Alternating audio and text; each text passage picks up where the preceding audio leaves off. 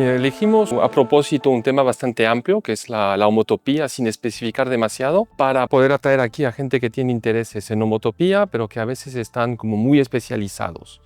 Y pensamos esta conferencia como un momento para dar un paso atrás y tener un poco una mirada amplia en lo que se hace en este campo. En homotopía en particular y en topología algebraica en general, el CRM tiene un vínculo histórico desde los tiempos del fundador de Manuel Castellet, que era topólogo. Y entonces ha habido toda una serie de conferencias en topología algebraica desde mediados de los años 90 que han sido fundamentales en este aspecto. Y esta conferencia se inscribe un poco en esta tradición de conferencias y de encuentros periódicos de la comunidad. I am really fascinated by the really general question of what can homotopy theory tell us about manifolds? And this encompasses so many different things, and one of the reasons I love this so much is because a lot of us are working on different aspects of this problem. Like, we're all trying to find different ways in which homotopy theory can tell us about manifolds, and that's one of the things that's beautiful about math, is that we each sort of have our own area of expertise or see our own part of the field, and together we might be able to come together and discover things that we didn't know before.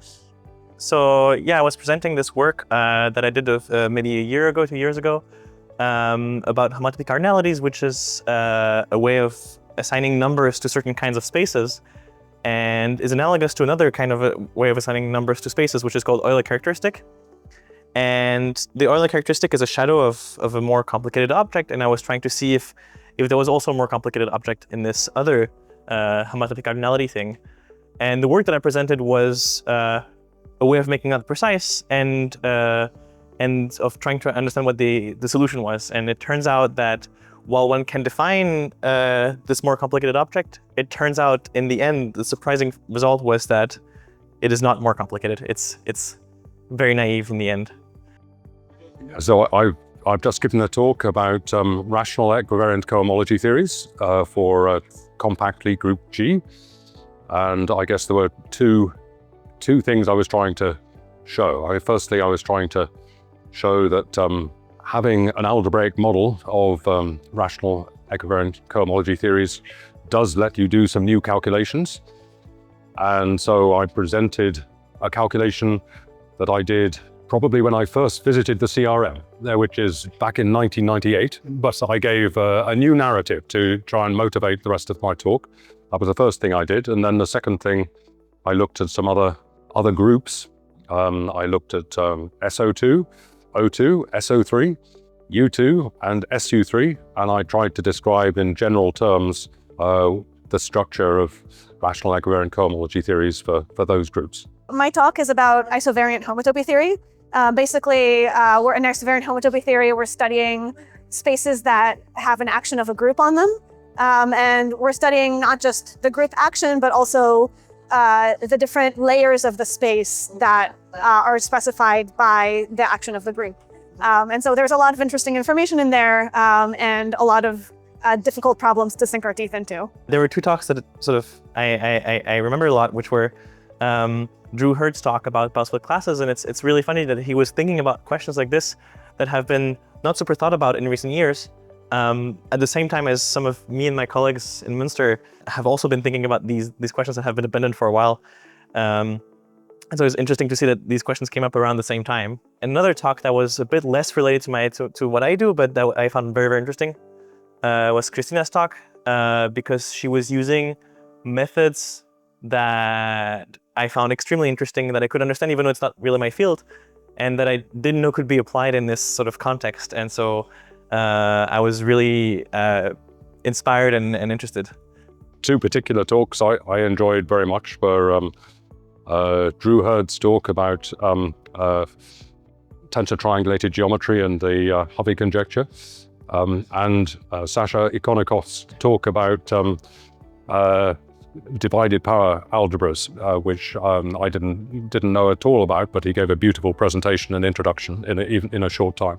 I watched some talks on topics that I hadn't seen many talks on before. So there were a couple talks on things like intersection cohomology, and coming in, I really didn't know what that was, but I found it really fascinating, and I also think it does have connections to the topic of my talk on isovariant homotopy theory. And so I'm really hoping to also talk further to people that I met at this workshop about what these connections can do.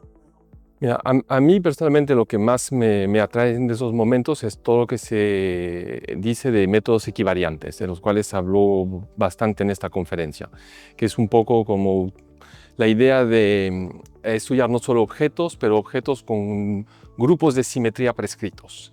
Y en eso se avanzó mucho últimamente en el caso de grupos finitos. Se empiezan a hacer cosas en casos de grupos de Lie compactos, y después hay un gran campo de grupos infinitos, incluso discretos, en donde pues cualquier idea es bienvenida.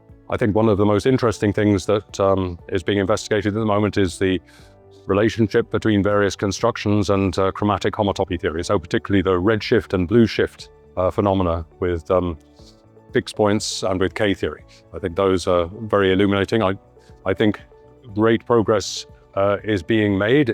Maybe the problem has been resolved. But even when the crude numerical answer is known, I think there'll be still a lot to understand.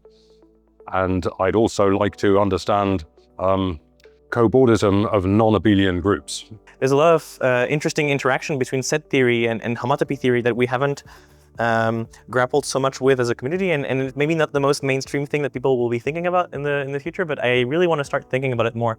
This interesting interaction between, cardinalities and logic and everything, and homotopy theory that I think can be really interesting. Yo creo que es algo fundamental, como lo evoqué un poco antes, el aspecto humano. Yo creo que se olvida a veces en la investigación. Se tiende a pensar la investigación, sobre todo en matemáticas, como algo muy solitario, pero en realidad es fundamentalmente algo social. Se hacen buenas matemáticas con gente con quien te llevas bien.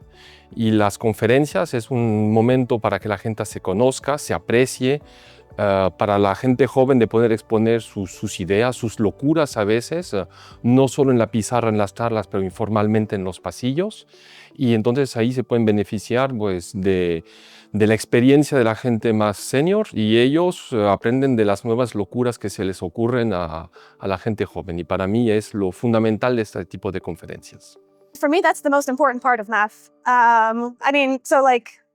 Not just is it much more fun doing math with other people, it's also a lot more productive. I think we saw this a lot during the pandemic when we were unable to come together and talk to each other, and everybody kind of just stalled or worked a lot more slowly. But it really is so important to just bring together many different perspectives, because we all have our different approaches to problems and our different little areas of expertise. And sometimes you really just need to talk to the person that has the missing piece of your puzzle, and that's what solves it.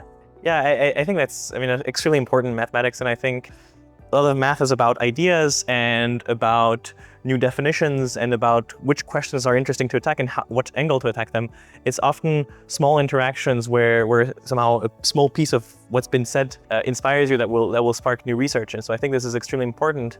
And there's also really the social aspect. So for example, on my website, as you said, I have these questions, and someone who's now my collaborator at some point contacted me about one of these questions, and we collaborated about something completely different afterwards. But having had this exchange about this question earlier on sort of created this link that made it easier to discuss. And so I think, this is a really, really important feature of math, is the social aspect. Y mira, de aquí en esta conferencia vinieron unas 70 personas más o menos. El pasillo estaba lleno de gente colaborando, escribiendo en las pizarras. Y yo sé de al menos 10 que se han quedado y han expandido su estancia. Vinieron antes o se quedan después para colaborar con las gentes locales. Yo mismo tengo 2 colaboradores ahora. Uno de ellos, la primera vez que estoy hablando con esa persona, y algo saldrá de esto. No sé qué, pero será interesante.